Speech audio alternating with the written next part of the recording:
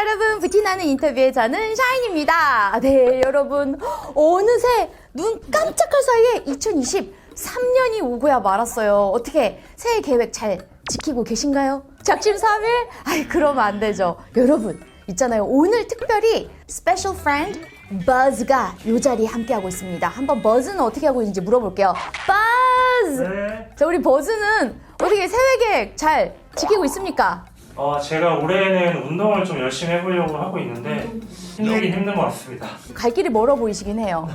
근데 어쨌든 노력하고 있다. 이게 사실 습관이 되면 굉장히 편하잖아요, 여러분. 맞습니다. 성공한 사람들은 대부분 올바른 습관을 가지고 있는데 이 습관이 정착되는 데는 최소한 3주, 21일 정도 걸린다고 해요. 습관 중에서도 찐 습관, 부자 되는 습관 한번 만들어 보겠습니다. 그 중에서도 꽃 중에 꽃, 바로 세금은 어떻게 흘러가고 있는가? 우리 세테크라는 말도 있잖아요. 세금 정말 아끼고 아껴서 우리 여러분들의 주머니 좀 더 두둑해지는 방법 이분 모시고 알려드릴게요.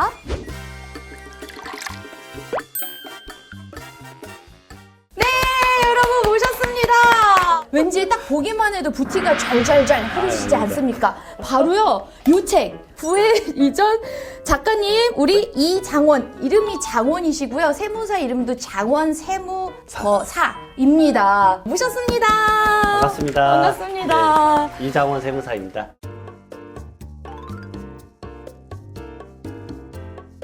세무사님 요즘에 사실 진짜 거의 가장 바쁜 시즌 중에 속하지 않나요? 어때요? 맞습니다. 1월부터 사실 세무사는 이제 본업의 이제 시즌이 시작되기 때문에 바쁨이 이제 조급하게 밀려오죠. 그다음에 연말정산도 마침 1월 15일부터 거의 스타트이기 때문에 그렇죠. 전화도 많이 오고 그렇습니다. 그럼 혹시 궁금한 게 셀프 세테크? 이런 거를 많이 아시니까 하실 수 있잖아요. 그렇게 많이 좀 축적을 하신 것 같으신가요? 사실 우선은 이제 세금을 그렇게 내가 많이 내고 있는가라는 생각을 항상 해보죠. 그리고 제가 챙길 수 있는 거는 사실은 다 챙기고는 있습니다. 왜냐면 첫 번째로 제가 그걸 알려주는 사람인데 그것도 제대로 못 챙기고 있으면 시스템도 모르면서 말하고 있는 꼴이 되니까 그렇죠. 사실 그런 제도, 뭐 연금 계좌라든가 뭐 소상공인 제도라든가 그런 것들은 전부 다 제가 꽉꽉 눌러서 채우고 있죠. 아, 그런 거 진짜 다 파헤쳐봐야 되겠네요. 2030 재테크 출발이 절세라는 말이 있는데 이거 어떻게 맞는 말인가요? 사실 2030 세대분들에게 절세가 바로 즉각적으로 와닿는 이슈는 아닐 수도 있다고 봐요. 근데 오히려 제가 무슨 생각이 드냐면 동갑내기 친구들은 근로소득자도 아직 많은데 이게 조금만 챙기면 생각보다 많이 챙길 수 있다는 것을 그 친구들의 사례를 통해서 엄청 많이 경험하고 아, 직장인 친구들 네. 사례를. 부업으로 근무가 끝나고 나서 뭐 배달 알바를 하든 뭐 대리운전 하든 네. 거기서 소득을 버는 것보다 지금 잠깐의 노력을 해서 지출을 방어를 하는 게 세금으로 나가는 네. 지출을 방어하는 게. 맞습니다. 오. 오히려 그 부분을 챙기는 게 너한테는 약간 심신으로 더 편할 거다. 당연하죠. 네. 당연하죠. 그래서 조금만 챙겨라라고 이제 말씀을 이제 드리고 있죠. 제 동기나 이제 너무 친구들한테. 괜찮다. 예. 그러니까 몸으로 열심히 시간 들여서 할 것을 세금 세이브하면서 사실 그만큼 혹은 그 이상을 벌 수 있다. 근데 세무사님 약간 솔직히 좀 그래요. 세테크 한다고 해서 공부 조금 하려고 하면 그 용어가 너무 어려워요. 막 아우 이거 뭔 소리야 모르겠고. 그럼 어떻게 공부를 하면 좀 이게 쉽게 다가갈 수 있을까요? 전문가처럼 절대 깊게 공부하려니까 어려운 것 같아요. 아, 왜냐하면 전문가. 대한민국 분들이 약간 그래요. 뭐 네. 하나 할 거면 제대로 하자. 라고 하면서 막 두꺼운 책을 먼저 찾아보세요. 아, 네네. 절대 그러지 마시고요. 어허. 우선은 포탈 뉴스에 있는 것보다도 제대로 이해하려고 노력하시고 그 연말정산을 본인이 직접 하는 게 아니라 사업주가 하는 거기 때문에 나는 어떤 연말정산의 시스템이지만 익히기만 하면 돼요. 이거를 다 깊게 내가 막 적용을 다 해야지 라고 생각하니까 쉽게 지치는 것 같아요. 용어를 좀 헷갈리지 마라. 뭐 소득공제가 뭔지 세액공제가 뭔지 이런 큰 틀에서의 그 기본 개념만 알고 네. 그다음에 그걸 통해서 세무사랑 대화할 정도의 수준만 되면 충분히 이끌어내고 본인의 이제 세테크 말 그대로 뭐 환급액도 높이고 그 정도를 충분히 가져갈 수 있어요. 할 수 있어요. 네. 그럼 사실 근데 세무사님 요즘에는 또 약간 이제 셀프 뭐 이런 절세 뭐 이런 거 공부하고 그러는데 또 한편으로 생각해보면 그 시간 이런 거 생각해보면 그냥 세무사님한테 맡기는 게 나은 것도 같고 어떻게 생각하세요? 저는 진짜 권해드려요. 직접 해보시라고. 아 정말요? 한 번은 해보세요. 정말 한 번. 한 번은 왜냐하면 그 원리를 제대로 배우셨으면 좋겠어요. 1년에 제가 봤을 때는 그게 한 반나절도 안 될 거예요. 주말 반나절 정도 낑낑거리면서 막 알아보고 홈택스로 뭐 신고를 해보는 건데 한 번 정도를 해보면 그게 이런 구조구나라고 이해를 충분히 하셔야 됩니다. 그리고 이런 경우도 많아요. 네. 그게 세무사님들이 안 받는 정도로 너무 이 사이즈가 작은 거예요. 알겠어요. 예. 뭐 환급액 받는 게 예를 들어서 5만 원인데 세무사 수임료를 10만 원을 줘야 돼.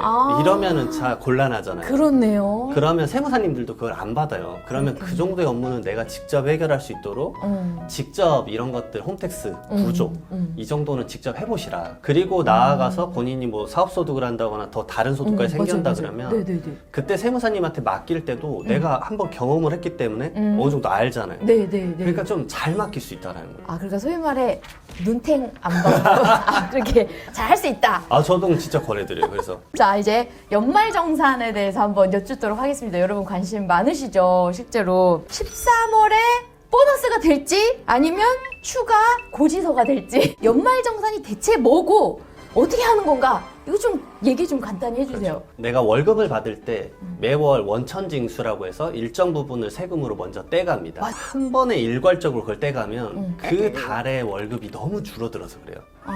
그게 그렇죠. 우리를 위한 거라고요? 네, 그렇죠. 그렇게 안 와닿는데. 그래서 매월 예를 들어서 10만 원씩 원천징수를 한다고 해볼게요. 네네. 그러면 1년에 120만 원이잖아요. 그렇죠. 그런데 내 급여에 따라서 그리고 내가 쓴 소득에 비례하는 이제 지출이 있을 거잖아요. 너는 원래 알고 봤더니 80만 원만 내면 됐어. 그러면 40만 원을 돌려주는 거고 네. 이게 환급. 네. 그리고 원래 너는 이제 지출이 너무 적었고 급여도 높았다. 원천징수를 너무 적게 한 거다. 그래서 원래 200만 원 내야 됐다. 그러면 이제 80만 원을 추가로 이제 납부를 해야 되는 거고. 네. 그게 이제 한 번에 그 다음 연도 2월에 한 번에 120만 원을 다 떼간다 그러면 너무 부담이 크니까 매월마다 쪼개 간 다음에 2월 달에 이제 연말 정산이라는 개념을 통해서 네. 이제 다시 한번 원래 실질적으로는 얼마를 내야 됐다. 그래서 플러스 마이너스의 개념을 이제 도입을 하는 거죠. 근데 만약에 세무사님 소위 말하는 그 연말정산을 안 하면 어떻게 돼요? 안 하면 결국은 본인의 재산이 결국은 손실됩니다. 왜 그러냐면 예. 세금은 신고 의무예요. 신고는 납세자가 직접 해야 돼요. 근데 신고를 직접 할 때 증빙 자료를 본인이 직접 갖고 와야 되잖아요. 그렇죠. 나 카드 얼마 썼고 뭐 이런 거. 맞습니다. 결국 안 하게 되면 기본 정보로 연말정산이 끝나버려요. 그렇지. 결국은 내가 쓴 돈을 입증을 내가 직접 해야지만 내가 말 그대로 경비를 인정받아서 내가 환급받을 수 있는 금액이 커지는 건데 네네. 경비를 그냥 0으로 처리해버리는 거죠. 그러니까 연말정산은 그게 무슨 데이터냐면 홈택스에 있는 연말정산 간소화 서비스라는 데이터가 있어요. 네. 그러니까 네. PDF로 다운로드를 대부분 받으실 거예요. 네. 그럼 거기에 이제 쭉쭉 나오잖아요. 교육비 얼마 썼고, 보험료 얼마 썼고, 그다음에 의료비 얼마 의료비 썼고. 신용카드 내가 얼마 썼고. 근데 네. 그 내역을 안 준다 만약에 사업주한테. 왜냐면 연말정산 사업주가 하는 거니까. 네네네. 그러면 0으로 신고할 수밖에 없어요. 어머, 그러면 진짜 불이익이 완전 맞죠? 많네요. 그러면 내가 원래 환급 받을 때 금액이 뭐 예를 들어서 50만 원이었는데 50만 원 알 수가 없는 거죠. 네. 본인이 직접 증명을 해야 되기 그럼 때문에 만약에 더 뱉어냈어야 되는 사람 입장에서는 안 할 수도 있는 거예요. 더 큰 금액이 뱉어지겠죠. 왜? 경비가 없으니까. 왜? 그때 바쁘다고 연말정산 간소화 서비스 이제 제출 안 하시는 경우가 있어요. 네, 저 옛날 회사 다닐 때 안 할 뻔했거든요. 그러면 5월 달에 본인이 직접 하셔야 돼요. 그러니까 종합소득세 신고 때 5월 달에 직접 하셔도 되는데 번거롭잖아요. 번거롭죠. 회사에 맡기면 결국은 회사의 담당자가 이제 세법 지식이 있거나 네. 아니면 대부분 외부 세무사님들한테 맡기세요. 그렇구나. 그럼 세무사 사무실에서 그거 정보를 다 잘 알고 있기 때문에 네. 뚝딱뚝딱 해서 잘 끝내주는데. 그렇네. 안 하면 안 되겠네요, 진짜. 제가 너무 바보 같은 질문을 아니, 했다라는 근데 생각이 갑자기. 안 하시는 분들도 있는 게 내 개인적인 정보잖아요. 네. 그거 노출이 싫어하시는 분들이 있어요. 그렇구나. 그러니까 의료 정보. 예를 들어서 의료비라는 거는 내 부양 가족들 것도 나오는데 뭐 부모님이 약간 큰 병이 있어. 굳이 밝히고 싶지 않거든요. 그런 내역은 이제 본인이 그러면 빼고 5월 달에 직접 신고하셔도 되죠.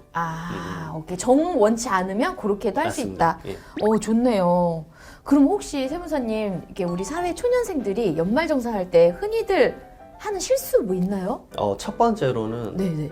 연중에 퇴사를 하셨던 경우. 9월 달에 퇴사를 했다고 가정을 해볼게요. 오케이. 그리고 이제 아예 다시 근무를 안 하실 수도 있잖아요. 그러면 9월 달까지만 연말정산이 간소하게 끝나요. 경비가 얼마인지 모르니까. 그냥 거의 0으로 처리해서 끝나버리거든요. 어머.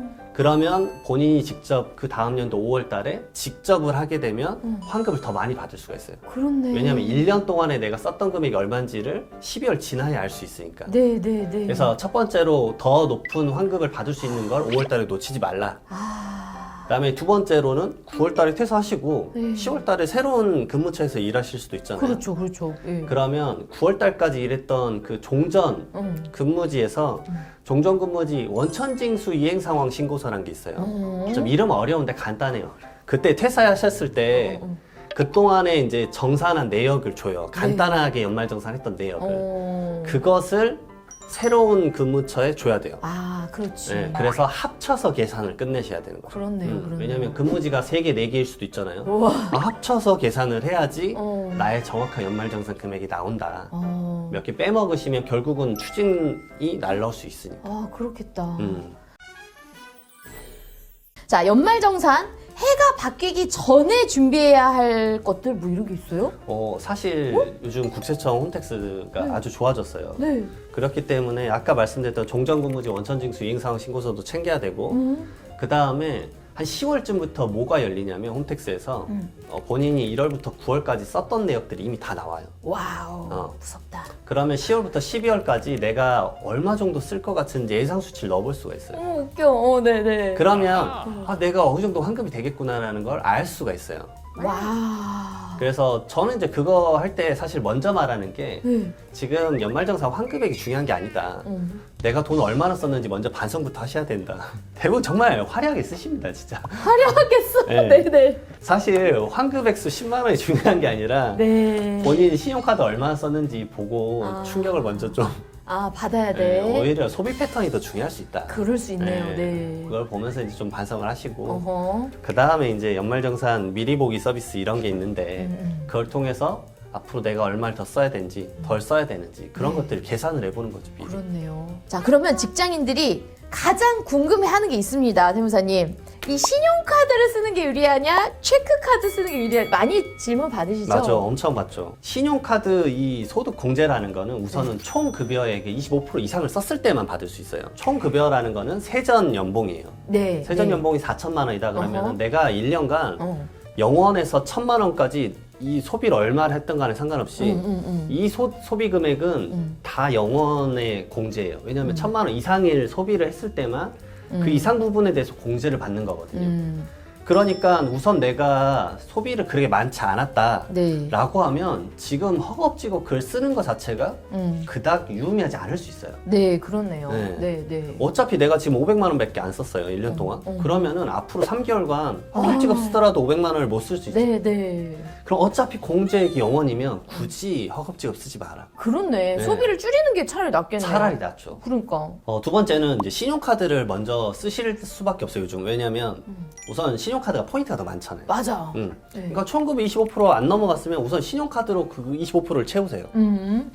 그리고 이제 총급의 25% 이상을 썼다라고 할 때부터는 체크카드를 쓰세요.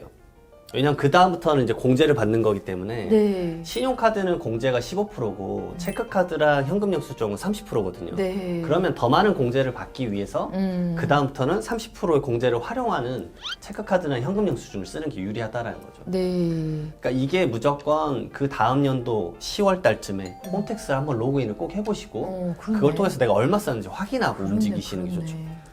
무작정 이렇게 생각하세요. 체크카드가 더 좋다고 막 하시는데 생각보다 이게 공제액이 높지가 않아요. 제가 연말정산을 진짜 수천 수만 건 해봤을 거잖아요. 그렇죠. 네. 생각보다 소득공제가 그리 높지 않고 본인이 많이 썼다고 생각하시는데 총급의 25% 이하 쓰신 분들이 진짜 많아요. 그럴 것 같아요. 연봉의 25%면 4분의 1인데 예를 들어 연봉 4천이라고 해도 1,000만 원 이상씩 쓰는 게 쉽지 않을 수 있을 것 같거든요. 그래서 네. 고액의 연봉자일수록 이 금액을 넘기기가 생각보다 어려워요. 그렇네, 네. 맞네. 일반적으로 이제 그 근로자분들이 쓰는 소비 패턴이 1,000만 원에서 대부분 2,500만 원 사이긴 하거든요. 근데 내가 그 소비 패턴에 따라서는 이 금액보다 훨씬 이하를 쓸 경우가 많거든요. 네, 네. 그러니까 무조건 지금 30%에 몰입되는 경우가 많은데 맞아. 우선은 내가 대상자가 아닐 수 있다. 그러면 오히려 저축을 하는 게 나을 수 있죠. 네. 그러면 세무사님, 요즘에 또 이게 우리나라 점점 좋아진다는 생각이 드는 게 직장인들 이제 월세 많이 살잖아요. 그것도 뭐 세액공제 뭐 된다 뭐 어쨌다 이런 게 많던데 이거 전세인 경우는 어떡합니까? 전세인 경우는 사실은 공제 못 받죠. 아. 네. 월세만 세액 공제를 받을 수 있어요. 아, 실질적인 지출액수에 대해서만. 그럼 몇 프로를 받을 수 있는 거예요? 이게 이제 자기가 월세 냈던 것의 최대 12%였어요. 올해까지는 12%입니다. 2023년도에 이제 연말정산 하시는 분들은 이게 이제 원래는 세법 개정안이 15% 나왔었는데 이제 17%까지 올려주겠다. 와. 그래서 많이 17%. 올라가죠. 예. 그러면 예를 들어 내가 월세로 100만 원을 내고 있다면 17만 원을 환급 받을 수 있는 게 생기는 거예요. 예.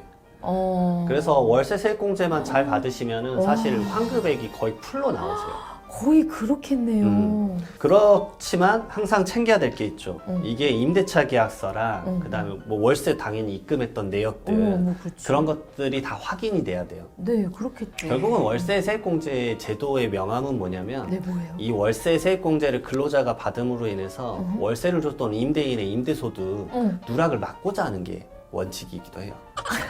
잠깐. 이 원래 취지 중에 하나가 임대인의 임대소득 누락을 막고자 그렇죠. 하는. 어머, 웬일이야, 정말요. 아니, 모든 그 세금은 이제 상호대차이기 때문에 네. 신용카드 소득공제가 생긴 이유가 네. 현금을 주면은 현금 영수증을 발급을 안 해주니까 그렇지. 가게들 가서 신용카드 쓰란 얘기예요. 그럼 매출이 포착이 되니까. 웬일이야. 그래서 그런 제도에 대한 명함을 알고 계셔야 됩니다. 어머, 이거 재밌다. 네, 예. 그러니까 국가적인 입장에서는 소위 말하는 세금 탈루, 매출 누락을 방지하고자 하는 맞습니다. 거구나. 예.